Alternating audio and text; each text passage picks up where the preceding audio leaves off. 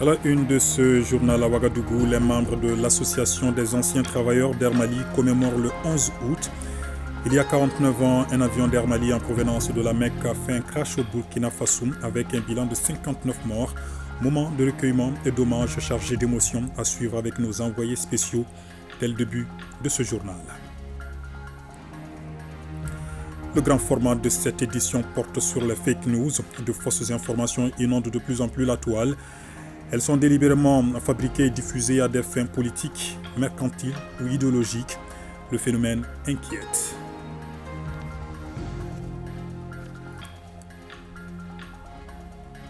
Chronique Culture et Société voyage dans le nord du pays avec un gros plan ce soir sur un jeune artiste musicien, compositeur et enseignant. Son nom d'artiste, Diego de Bourem.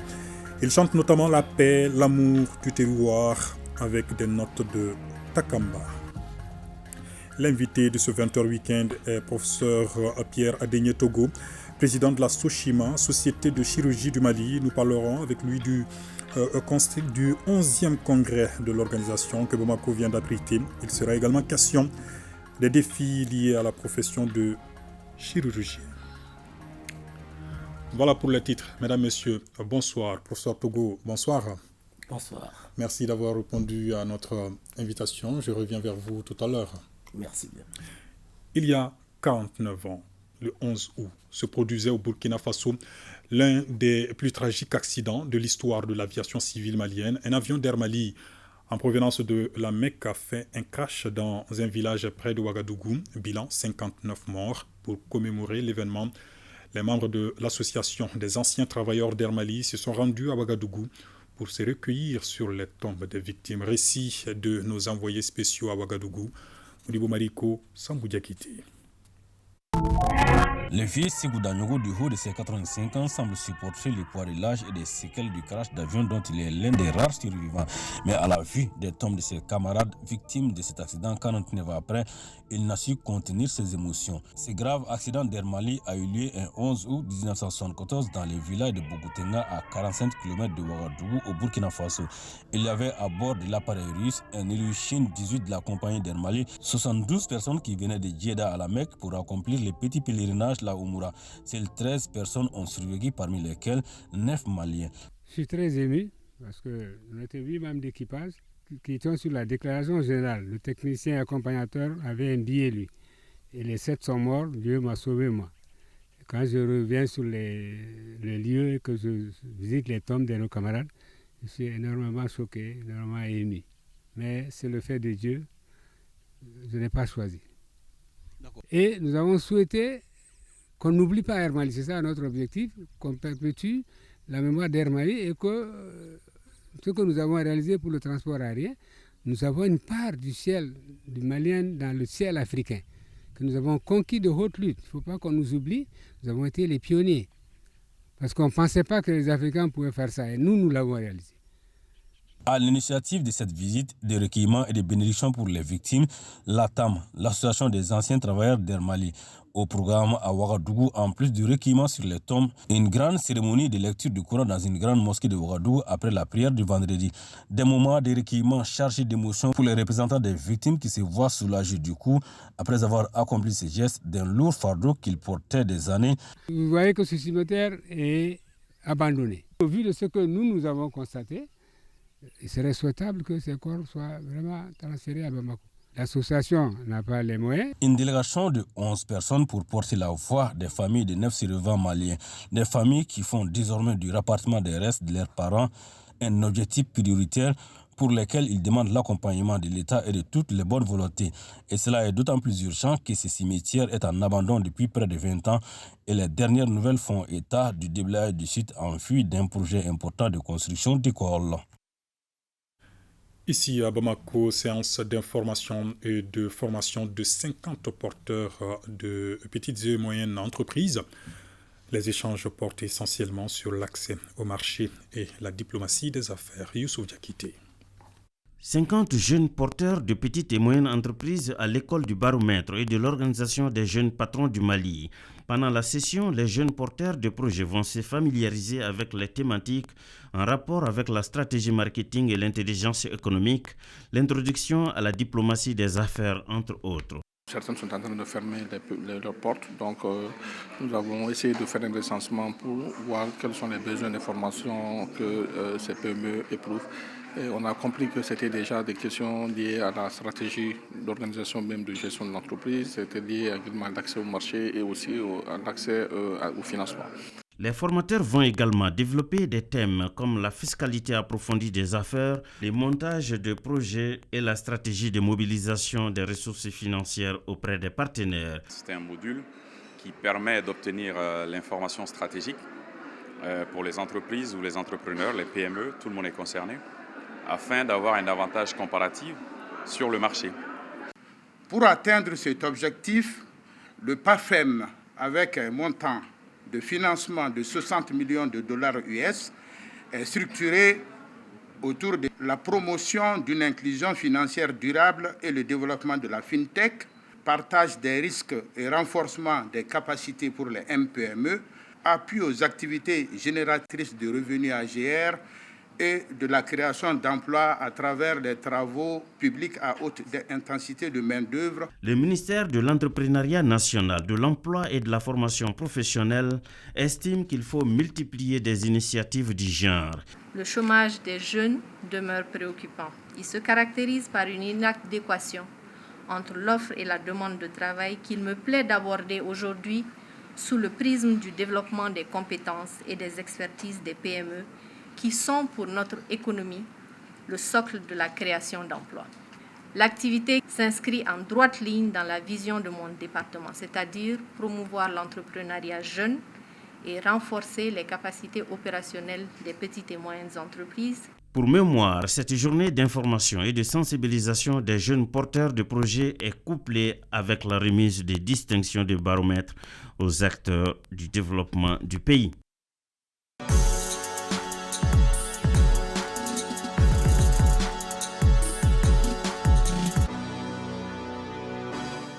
Fin à Bamako du 11e congrès de la Société de chirurgie du Mali. Et l'invité de ce 20h au week-end est le professeur Pierre Adénié Togo, président de la Société de chirurgie du Mali. Professeur, bonsoir. Bonsoir. Alors, nous allons suivre tout à l'heure la cérémonie de clôture de cet événement que Bamako vient d'accueillir, le 11e congrès de votre organisation. D'abord, dites-nous, quel est l'esprit de la SOCHIMA et quelles sont ses composantes? Merci bien, merci de me recevoir sur ce plateau. Et la Société de chirurgie du Mali est une société savante qui a été créée en 1995. Et nous avons à notre sein 12 spécialités chirurgicales, à savoir l'anesthésie-réanimation, la chirurgie générale, la chirurgie thoracique cardiovasculaire, la neurochirurgie, la gynécologie obstétrique, l'urologie, la chirurgie pédiatrique, la traumatologie, la chirurgie plastique, l'ophtalmo, l'ORL et la chirurgie cervico-faciale, l'odonto et la chirurgie maxillofaciale. Et quel est l'esprit justement de la SOCHIMA? La SOCHIMA, notre objectif, c'est de développer un peu les connaissances, de promouvoir le développement professionnel continu et de partager les résultats des recherches scientifiques réalisées dans nos pays et en Afrique. Ensuite, de faire des référentiels et de servir aux autorités comme conseillers en termes de santé et de recherche de la santé. Alors, suivons les conclusions de vos travaux. Après 3 jours, les organisateurs que vous êtes tirent un bilan positif. Le congrès a enregistré, je le rappelle, 750 participants venus de 8 pays. Le reportage est signé Bemba Sibi avec la voix de Daouda Kone.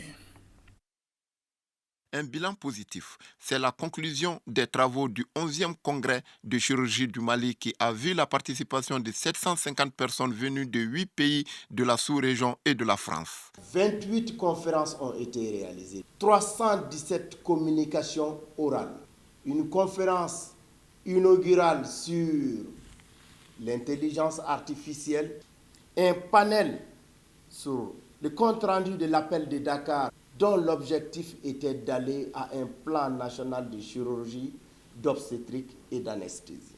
Nous avons manifesté notre solidarité à nos confrères du Niger en organisant une session spéciale virtuelle. Au cours de ce congrès, les chirurgiens maliens ont pu réaliser la première campagne de chirurgie gratuite à Bamako.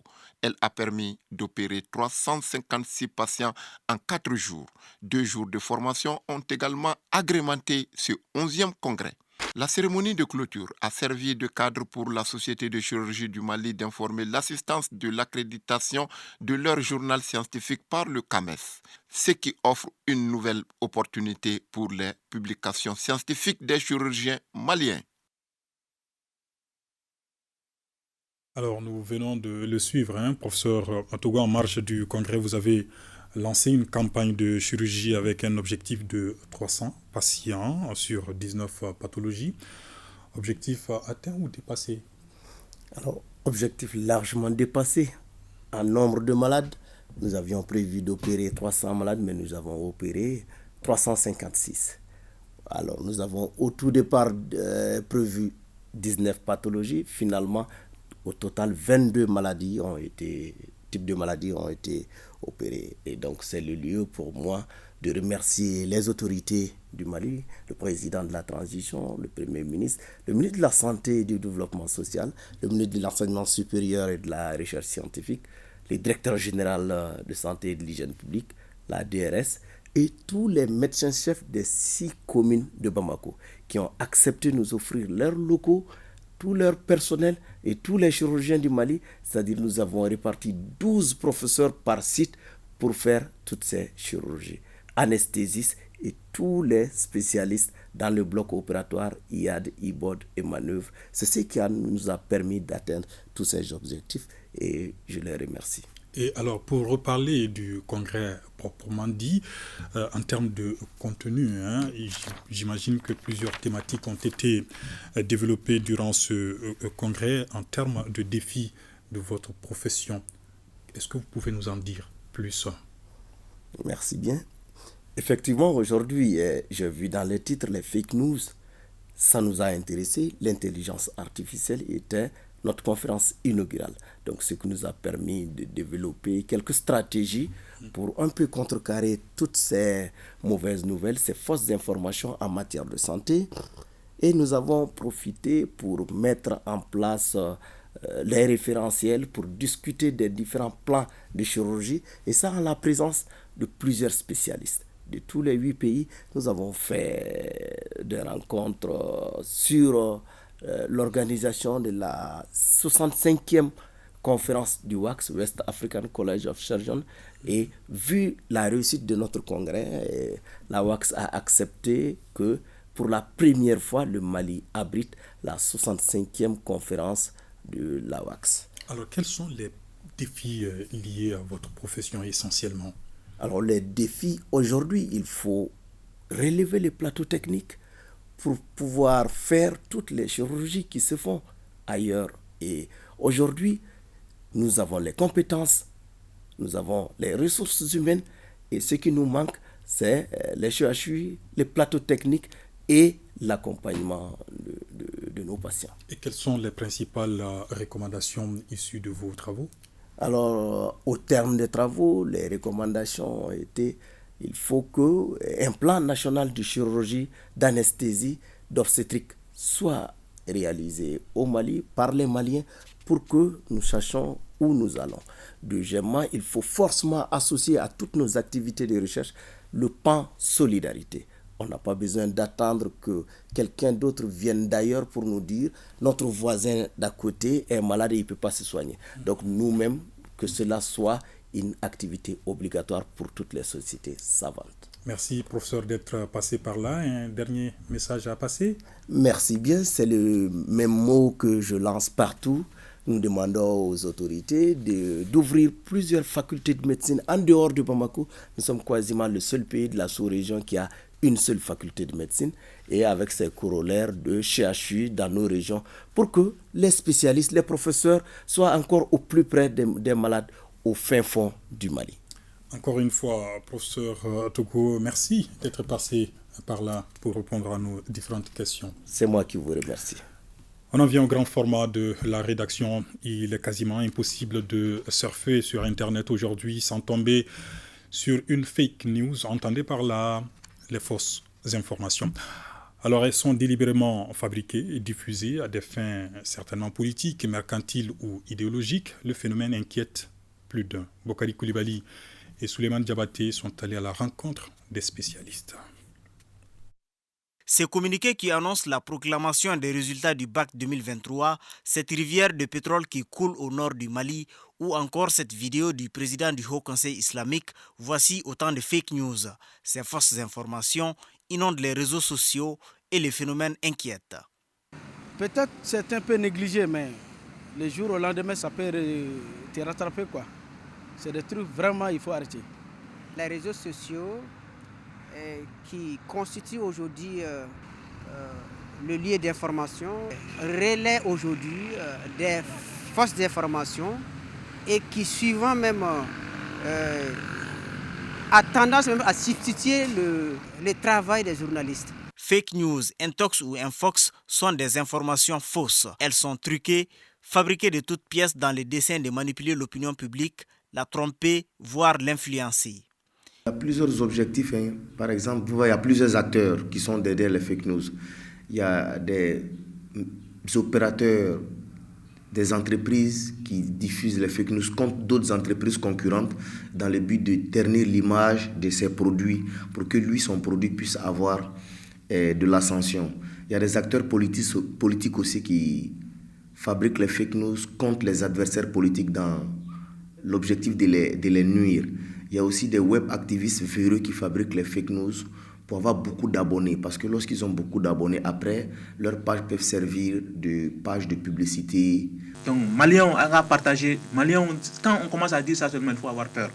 Parce que, très généralement, ils ont des bonnes informations. Ils font exprès d'en ajouter d'autres couches pour amplifier et avoir beaucoup de vues, beaucoup de partages. Vous allez aussi trouver d'autres types d'informations que nous, les journalistes, nous utilisons. C'est-à-dire que nous mettons de gros titres. Et souvent, quand on regarde le contenu de l'article, ça n'a rien à voir avec le titre qui est mis. Et ça, c'est pour appâter les gens à aller vers l'information. De la décrédibilisation d'une personne à l'alimentation des tensions inter- ou intracommunautaires, les fake news sèment la terreur avec de nombreuses victimes. La première conséquence est que, d'abord pour les hommes politiques, ça conduit à la décrédibilisation des hommes politiques vis-à-vis de l'opinion. Ça pousse au conflit entre des groupes communautaires ou même des États. Tous les jours, les gens se font arnaquer sur le net, les gens sont victimes de diffamation, les gens sont victimes d'injures. On assiste à vraiment un désordre, on peut le dire comme ça. Sur les réseaux sociaux, un manque même de civisme. Les gens sont tellement sophistiqués qu'aujourd'hui, on vous vole tous vos identifiants numériques. Vous ne connaissez pas, vous-même, vous allez vous douter. On vous prend votre en-tête, votre signature, on copie tout ça, on met. Vous-même, vous allez dire, est-ce que ça ne vient pas de l'intérieur? Alors que c'est vraiment fabriqué de l'extérieur, on publie à votre nom. Selon les professionnels des médias en ligne, vu la dangerosité des fake news, des dispositions juridiques sont prises. Elles sont réglementées par la loi relative à la cybercriminalité. Il faut que les populations sachent aussi que maintenant il y a la loi depuis justement 2019. Il y a la loi numéro 2019-056 portant répression de la cybercriminalité au Mali. C'est une loi qui s'applique à tout le monde. C'est que cette loi, quand on entend votre voix ou on voit des images que vous avez partagées en premier sur les réseaux sociaux, directement vous pouvez être incriminé pour ça. La vigilance, la vérification des informations et l'éducation à l'utilisation des médias sociaux sont autant de moyens pouvant permettre de lutter efficacement contre les fake news au dire des spécialistes. Toutes choses qui requièrent l'implication de tous, surtout dans le contexte malien où des 6 millions en 2022, on dénombre aujourd'hui plus de 7 millions d'internautes selon le site d'information Data Reportal. Intéressons-nous à présent à cet autre phénomène qui perturbe et inquiète à Bamako, les cortèges de mariage. Entre vitesse et provocation de bouchons dans la circulation, ces cortèges sont de plus en plus dangereux pour les mariés eux-mêmes. les accompagnateurs et les usagers de la route. La situation interpelle là aussi. Daouda Kone. Ils sont motocyclistes et conducteurs de voitures à accompagner les mariés dans les lieux qui rendent Bamako coquette pour faire des photos. Ainsi, ils conduisent violemment et s'arrêtent anarchiquement, ce qui rend la circulation difficile les dimanches. Pourtant, l'éducation civique et morale nous enseigne que la liberté des uns s'arrête là où commence celle des autres. Ils viennent se garer n'importe comment, difficile de se faire le chemin. D'autres aussi conduisent violemment et occasionnent des accidents. Il faut trouver une solution à cette situation. C'est vraiment compliqué. Si c'était un côté d'accord, mais les deux et on est bloqué comme ça. Pourtant, nombreux sont les Bamakois qui veulent immortaliser leur jour de mariage à travers des actes de récréation. Parmi ces actes figure en bonne place le cortège. Les femmes justifient ce choix avec l'adage selon lequel chaque femme a au moins droit à un jour de bonheur qu'est son mariage. Certains roulent en excès de vitesse. Je leur demande de faire le cortège avec modération.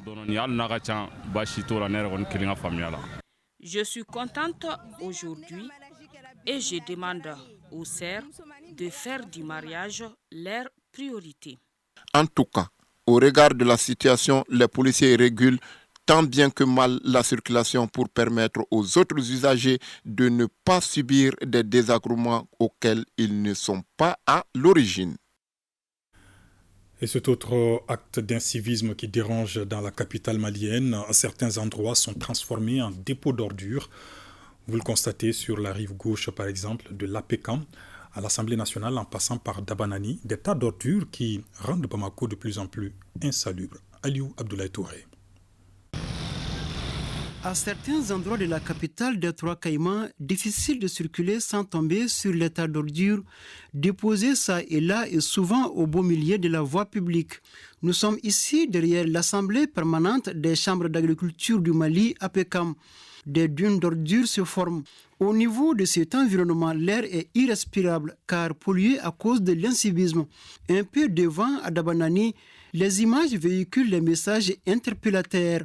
Des ordures envahissent même les trottoirs et forment par endroits de petites montagnes. Ces ordures, selon certains usagers, proviennent en partie du grand marché de Bamako. Elles sont volontairement jetées à ces endroits à des heures tardives. En effet, ces tas d'ordures au milieu des voies limitent le mouvement des citoyens et sont source de nombreuses maladies, surtout en cette période d'hivernage. Sur une distance d'un demi-kilomètre, ces ordures attendent d'être évacuées. Capitale du Mali et centre administratif, Bamako réclame son titre de ville coquette. Du moins, la voie reliant le pont des Martyrs à l'Assemblée nationale. Toujours à Bamako, 3 morts et 5 blessés. Triste bilan de l'effondrement d'un immeuble. Effondrement survenu hier après-midi à Irimadio, c'est en commune 6 du district de Bamako. Les causes de ce drame ne sont pas encore élucidées.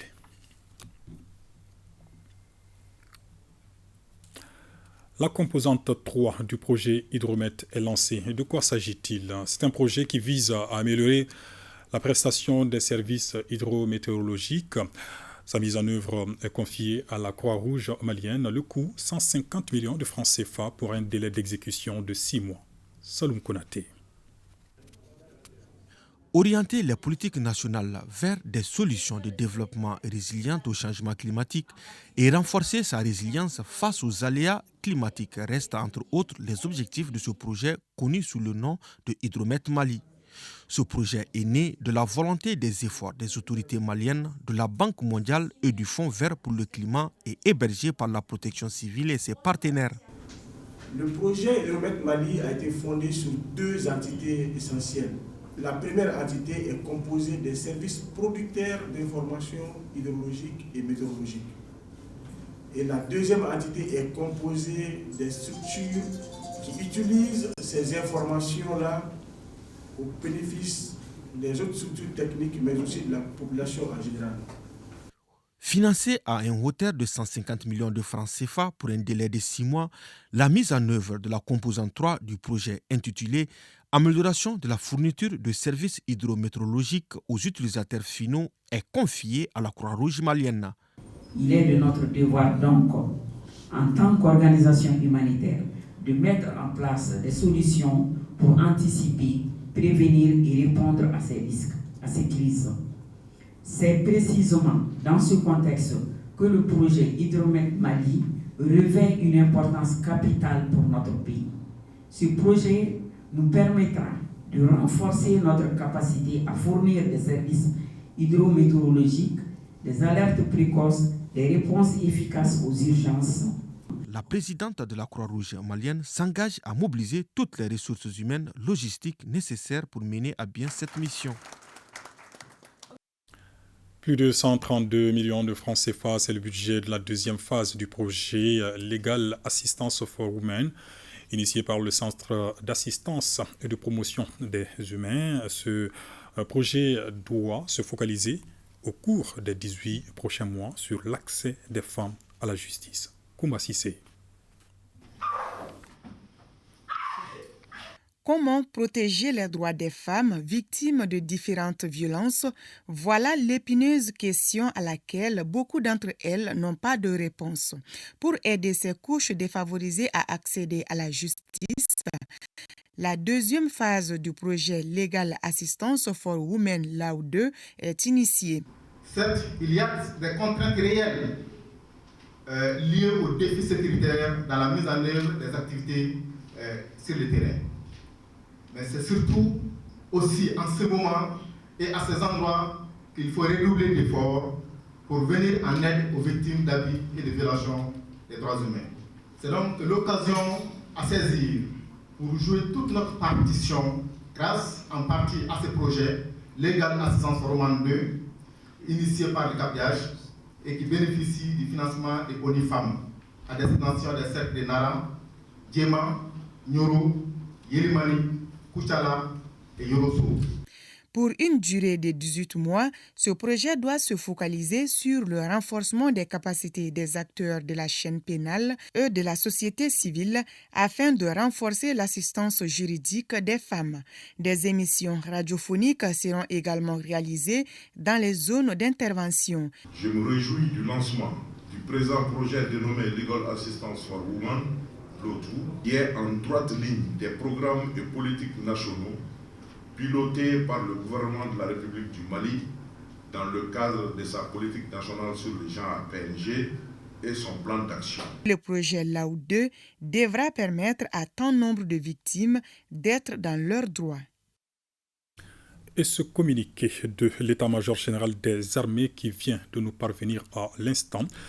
L'état-major général des armées informe l'opinion que dans le cadre du processus de rétrocession des emprises de la MINUSMA et à l'instar de celle de Ogosagou dans la région de Bandiagara, les forces armées maliennes ont pris possession du camp de Ber ce dimanche 13 août 2023 aux environs de 8h30 après de nombreux incidents ayant émaillé le mouvement de nos unités comme suit. Vendredi 11 août 2023, une tentative d'incursion dans le dispositif et des tirs de harcèlement contre le convoi Fama avec un bilan de 1 mort et 4 blessés côté Ami. Les assaillants ont abandonné sur le terrain 4 corps, plusieurs motos et des matériels militaires. Samedi 12 août 2023, le bilan des affrontements a évolué avec côté Ami 6 morts et 4 blessés. Les groupes armés terroristes, dans leur débandade, ont abandonné 24 corps, 18 AK-47 et 12 motos. Le même convoi a été jalonné par 3 pick-up équipés d'armes lourdes qui ont ensuite pris à partie nos troupes.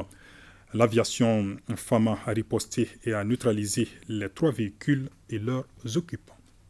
Ce dimanche 13 août 2023, des tirs sporadiques ont suivi à l'approche de l'emprise avec la découverte et la destruction de 4 engins explosifs improvisés et 2 motos piégées pendant la progression vers Ber. L'état-major général des armées présente ses condoléances les plus attristées aux familles et aux frères d'armes de nos vaillants soldats tombés et souhaite prompt rétablissement aux blessés.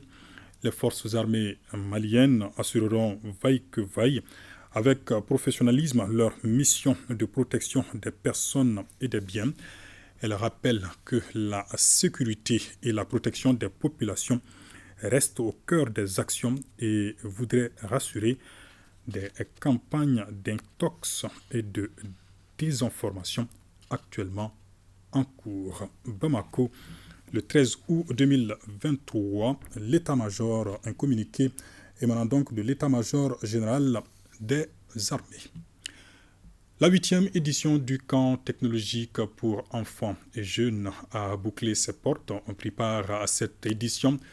Les enfants des militaires et paramilitaires, durant un mois, ils ont été formés à la robotique, à l'informatique et en anglais. Nous retrouvons Koumba Sissé.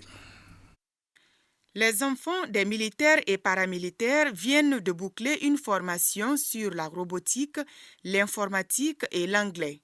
Dans la catégorie des cadets, la petite Oumounyare s'est classée première. Concernant la catégorie des juniors, c'est Korikasso qui est à la tête. Et enfin, dans la catégorie des seniors, Alassane Obama Samake occupe la première place.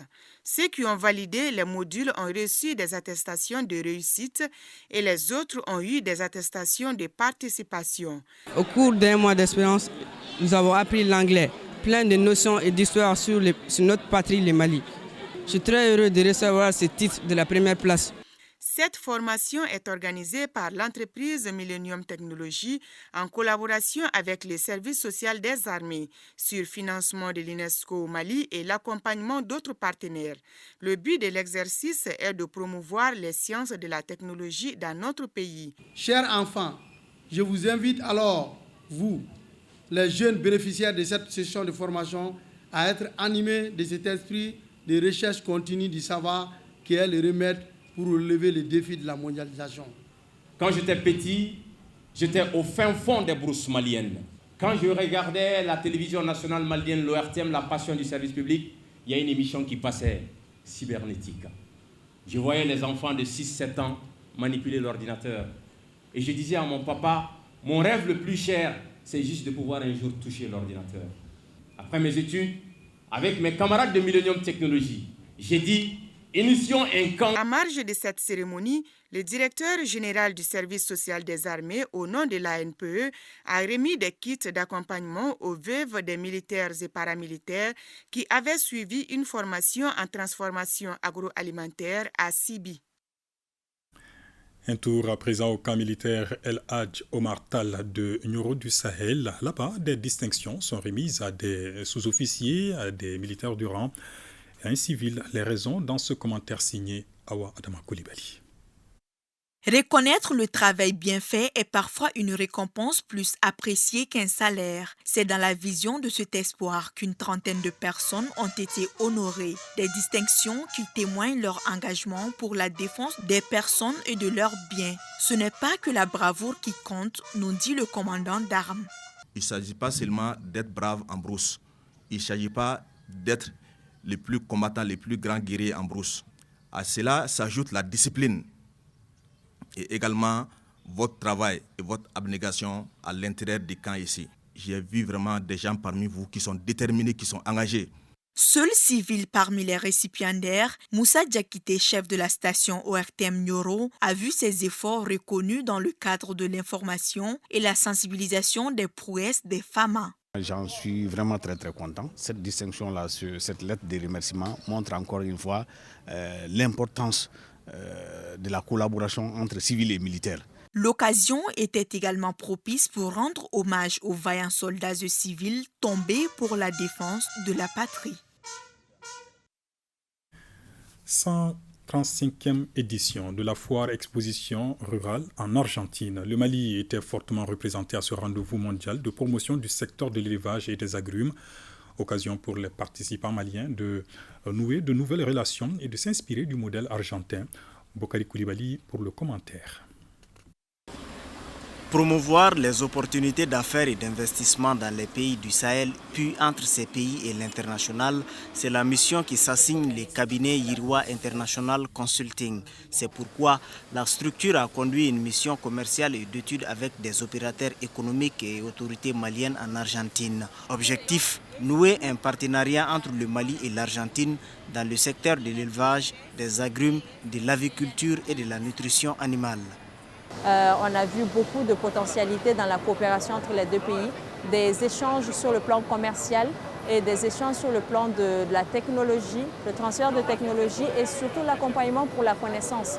Parce que l'Argentine est un grand exportateur de viande et le Mali ambitionne de réduire sa part d'exportation d'animal sur pied et de pouvoir exporter de la viande et autres produits à valeur ajoutée. Les autorités maliennes présentes à ces rendez-vous ont salué ces cadres qui, selon elles, offrent l'opportunité à l'État de diversifier ses partenariats et du coup atteindre certains objectifs. Ceci met en exergue la volonté gouvernementale de diversifier nos relations. Cette diversification, ça passe par tous les secteurs. Donc l'agriculture et l'élevage sont également des secteurs qui sont très importants en Argentine. Et il était important pour nous, en tant que ministère de l'élevage et de la pêche, de venir nous inspirer un peu de leur expérience pour d'abord valoriser notre potentiel de production et aussi faire en sorte que nous ayons aussi de plus en plus une filière rentable et compétitive. Des résultats probants ont été engrangés à l'issue de la mission. On peut citer l'identification des races bovines adaptées à l'environnement malien, le renforcement des capacités de la délégation sur les pratiques innovantes d'embauche bovine, de nutrition, de santé animale, entre autres. L'artiste musicien Sidiki Diabaté se produit le 17 novembre prochain à l'Accor Arena, ex-Bercy à Paris. Il promet un show inédit avec des invités de marque. Sidiki Diabaté était face à la presse pour annoncer cet événement majeur pour lui. La grande famille des griots du Mali et le ministre en charge de la culture étaient là pour le soutenir. Ibrahim Kaoukonaté.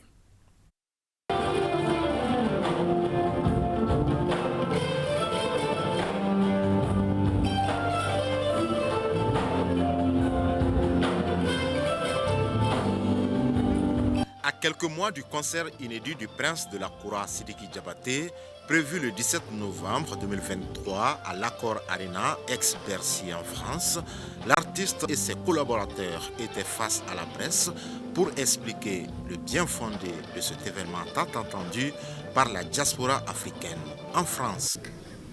Le 17 novembre prochain, l'empire mondain se fera renaître avec le prince de la Koura. Et la conquête pour le rassemblement est déjà en marche.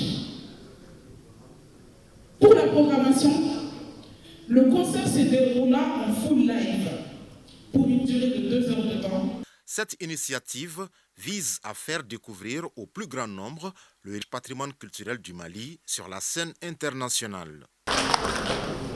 Nous sommes ici ce soir pour accompagner Sidiki Diabaté à Bercy.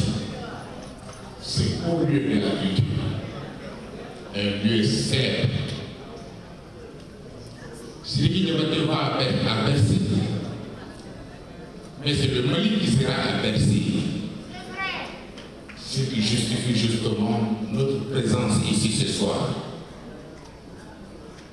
Il s'en ira porte haut le nom et la réputation du Mali. C'est pourquoi nous devons tous ensemble, chaque Malienne, dans une union de foi, doit prier.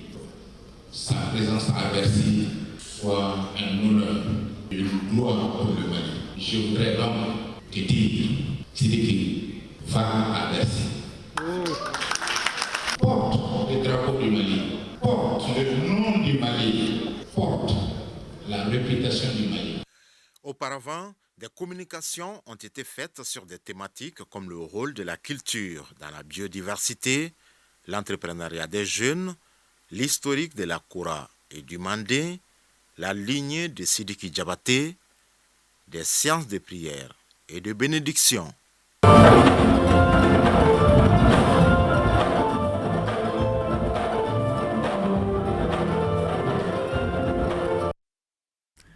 Ce qui nous conduit à la chronique Culture et Société, voyage dans le nord du Mali avec un zoom ce soir sur un jeune artiste musicien, compositeur et enseignant.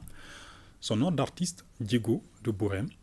Son album Alaïdou, ou entendez par là, Promesse, révisité, traite des thématiques relatives à l'amour du terroir, à la paix ou encore à la lutte contre l'ensablement. Alpha Maïga, Moussa Togo.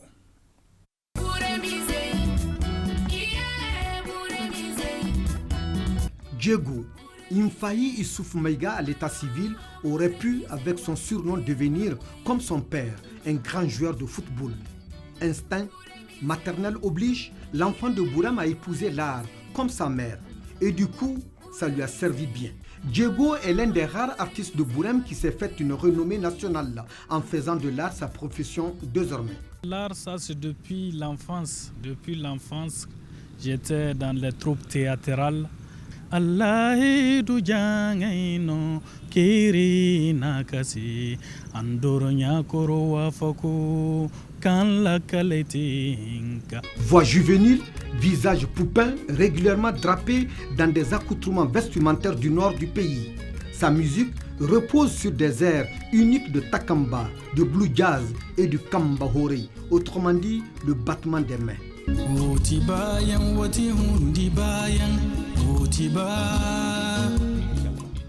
Jar Tankaba, c'est le nord, mais il y a des doigtés mandingues. Il a repris une des chansons de Ibrahima Ama, Tiko, en rendant hommage à ce dernier et à Fissa Maïga. Et il a mis sa touche dedans, sa touche technique et sa touche juvénile, et sa touche bien inspirée. Et parmi la profusion d'artistes maliens présents sur la scène aujourd'hui, Diego fait figure de symbole. La sortie de son album de 8 titres prouve son sérieux et sa grande envie de bouleverser les habitudes dans la musique.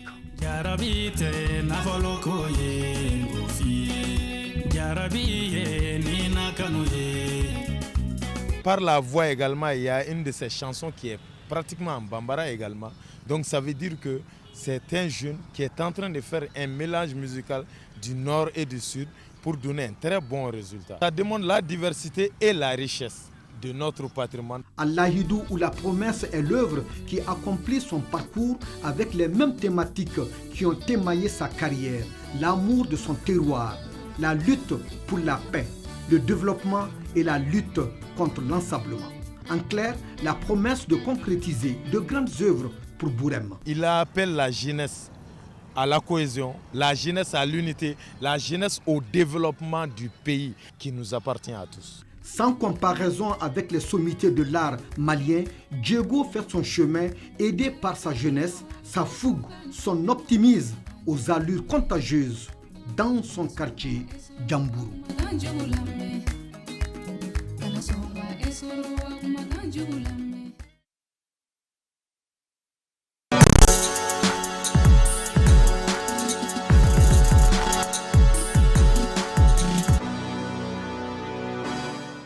L'actualité des sports, c'est avec Siragatou Sissé en plateau avec moi. Bonsoir Siragatou. Bonsoir Ibrahim Traoré. Le tournoi pré-olympique de basket masculin Zone Afrique débute ce lundi à Lagos, au Nigeria. Les Aigles du Mali sont bien arrivés sur place. Oui, les 12 joueurs, 10 professionnels et 2 locaux sont bien arrivés cet après-midi à Lagos, au Nigeria. Les Aigles basketteurs du Mali ont pris leur quartier général dans un hôtel de la place ainsi que la délégation officielle. L'équipe du Mali aura comme adversaire le Nigeria, le Sénégal et l'Ouganda. Le groupe B, lui, est aussi basé à Lagos. Les 2 meilleurs des groupes A et B se qualifieront pour les demi-finales. Les vainqueurs s'affrontent en finale et l'équipe victorieuse ira aux Jeux Olympiques de Paris 2024 au nom de l'Afrique. Les rideaux sont tombés hier sur le tournoi UFOA Zone A qualificatif à la Ligue féminine des clubs champions d'Afrique avec le sacre de l'AS Mandé et l'heure est au bilan. Oui, en plus du trophée de champion et la qualification de l'AS Mandé à la prochaine Ligue des club champion à Abidjan, Côte d'Ivoire en novembre.